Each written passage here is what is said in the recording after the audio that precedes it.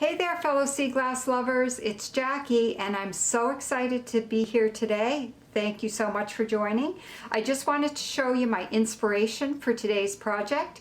My inspiration comes from these two previous paint pour projects that I did.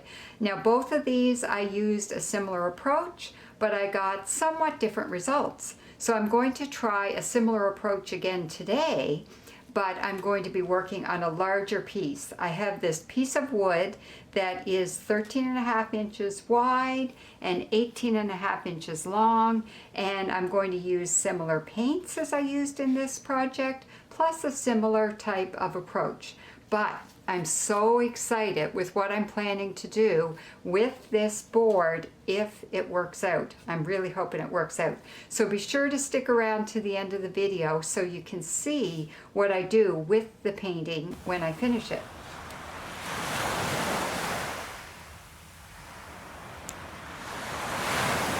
So to get this result, what I did was I put a teal colored paint on one side and white paint on the other, then a whole bunch of different paints in the middle, and then I played with them. Same here, teal, white, all sorts of different colors, and then played with them. So I'm going to do that again. So I'll just move these two out of the way.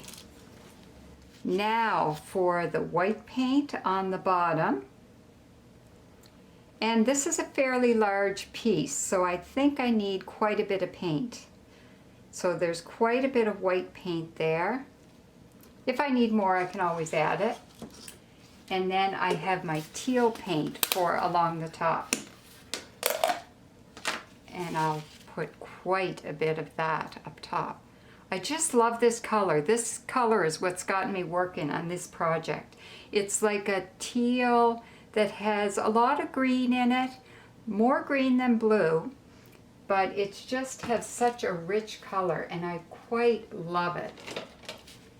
So I'm just going to spread this around a bit. So there you go, I have a base color. I don't let this dry or anything, I just let it stay like that. And then I'm going to put a whole bunch of colors down the middle of the white and the teal. Just going to dribble a whole bunch of my beachy colors, which is for me blues and greens, a little bit of gold. If you enjoy this one, you can check out on my YouTube channel. I have a playlist of paint pour projects. And the reason I've gotten into doing the paint pour projects is that I really quite enjoy beach colors, and I find a lot of the paint pouring technique, it really puts me in mind of a lot of organic shapes and movements that I see at the beach. So when I got into watching some paint pour videos, and then I felt like, oh, I have got to give this a try. And once I started trying it, I just found it really spoke to me of the beach. So it's one of these things that I like to do as a way to bring the beach back into my home with me. So let me know if you enjoy this. If you enjoy watching me do this, I will do more because I am having fun with it. I'm quite excited about this one. And this gold, I find it just gives a little bit of gold shimmer, and this actually has a tiny bit of metallic in it, so it works quite well. And the other thing I'm going to put on here, I have this metallic white. It is white, but it's really glittery, and I find a bit of glitter reminds me of the beach, being at the beach looking out over the water when the sun's dancing off the ripples in the water, just like a sea of diamonds. Now I'm going to have some of the dark blue there coming through, but I want to have some more, so I'm going to do another strip of dark blue through here. Quite a generous strip. All right. So now to play with it. I might add a little bit more paint, but it probably depends on how much I think I'm going to need. So playing with the paint, I'm going to do some swiping to blend the colors a bit and uncover some of what's underneath.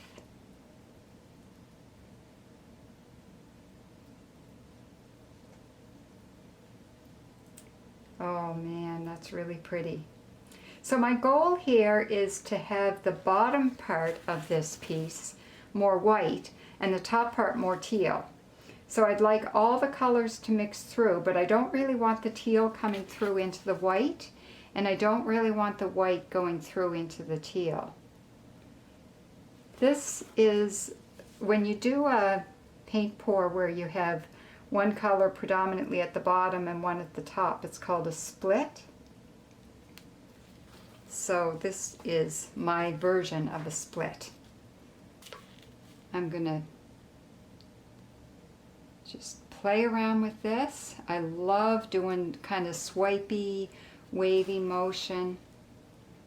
Just puts me in mind of the beach. I want to drag some of that dark blue out there.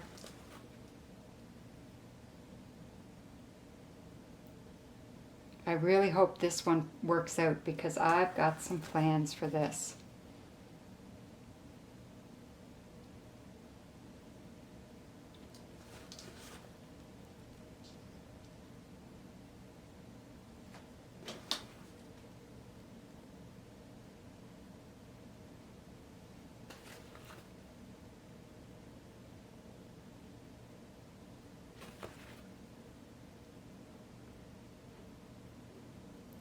Now I'd really like that blue to stay in the middle, kind of a blue line going. So now I'm going to, I'll wipe my swiper off, and I'm going to try and pull some of the blue up into the teal. Keep that blue staying right through the center of the piece.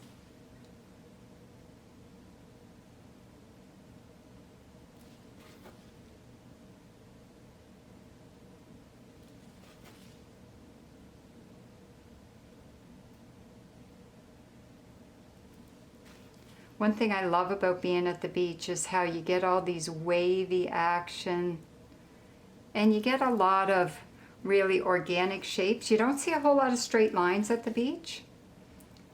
And when I got fiddling around with paint pouring, the way the paints mix together and all this activity that happens really speaks to me of the organic nature that you see at the beach. So it's kind of kept me coming back to this approach as a way to bring the beach back into my home. And this is a project that I'd like to do, something I'm going to have in my house if this works out. Let's hope it does.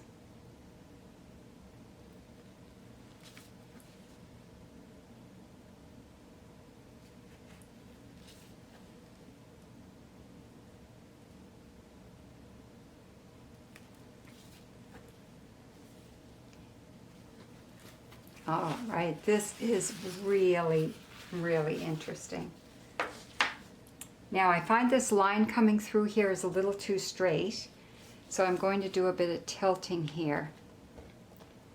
Because with this paint pour, when you tilt, whoops. I guess I was forgetting how heavy this board is. Don't want to drop my painting. I would have such a mess on my hands.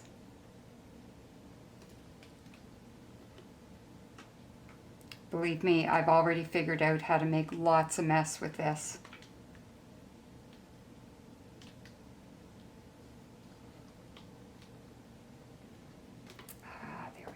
That's so interesting.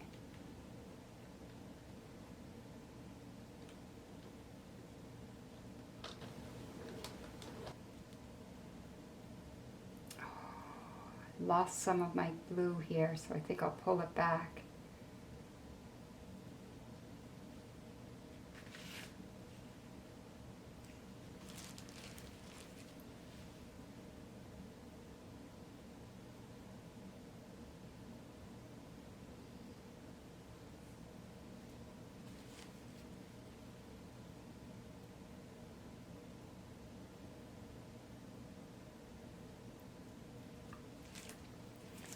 Oh, wow. So what I've found when I've got playing around with these is that when you leave a piece to sit for quite a while, the paint will continue to flow and things will continue to happen a little bit. So I don't want to mess with it too much. I want to let what's going to happen fairly organically. So I think I will let this sit for a bit and I'll see what happens to it. So I'll be back to show you what I get with this piece. So my lesson of the day for this video is that doing practice pieces can really pay off. I let this piece sit overnight and just let the paint settle and flow a little bit more. And look at this. It is amazing. And with those beach colors, it puts me so much in mind of all sorts of wave action and stuff that can be happening at the beach.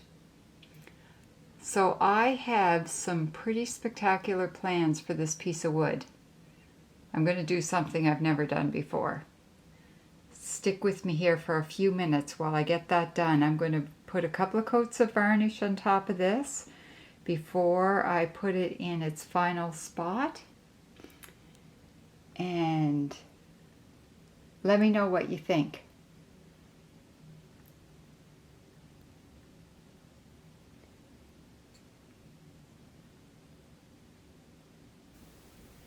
So what I've done with my beautiful paint pouring here is I've turned my painting into a painted table.